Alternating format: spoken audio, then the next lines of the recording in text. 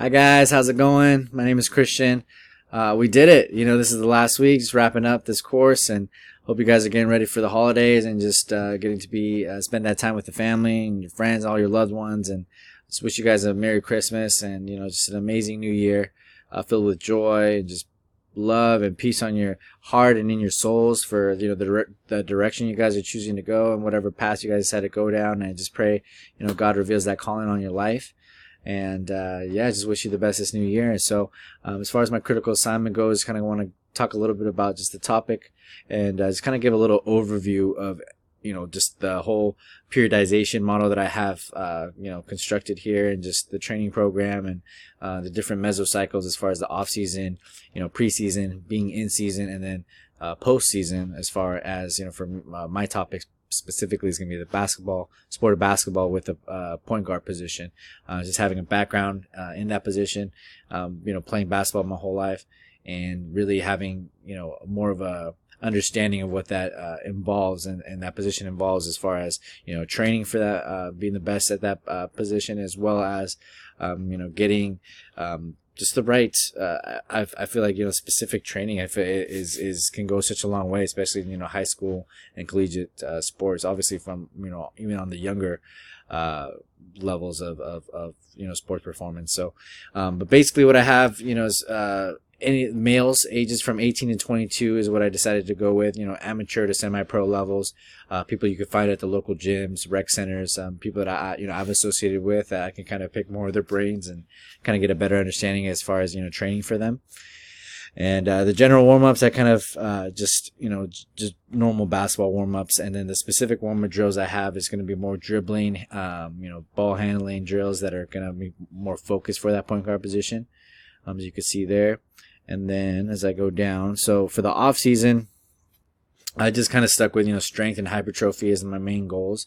Training status can be intermediate to moderate, kind of working your way up to that preseason. It's kind of the exercise I kind of put them all down on each, as you can see, each cycle. And we're just gonna kind of take them in and out and just rotate them as we go. And just some of the training frequencies, as you could see there, I've taken some of them out in some weeks and just replaced them in different weeks. And the biggest thing here is just focusing on building that strength and that hypertrophy through 1 rep max, and going heavy 2 days a week, going light the other 2 days, and kind of getting a balance for that. As you kind of progress, you can kind of see how the different intensity levels, the rest, the seconds go up for all the different exercises we go on down the line for all the different weeks. And like I said, just a steady rotation of all different exercises.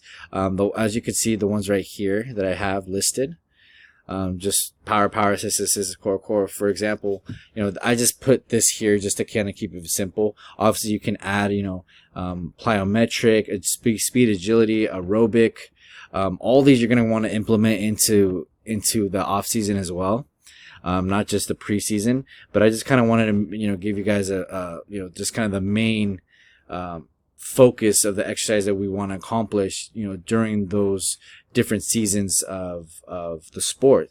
And specifically, like, for example, like for, being in preseason, I have just aerobic, plyometric, and speed and agility. So obviously we're going to incorporate some strength training in there too. I just didn't list it there, but some that you would just incorporate that will go along with the same training program that you and the same training goals that you want to accomplish, right?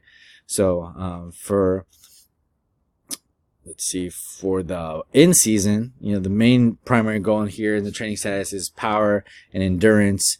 And the training status, you want to keep it moderate. You don't want to, go too heavy, because you're in season. You don't want to kind of do more damage than you need to. Having that endurance is going to be big. Obviously as the season goes on, you're going to need that endurance, to push you through into the playoffs and into any, more additional,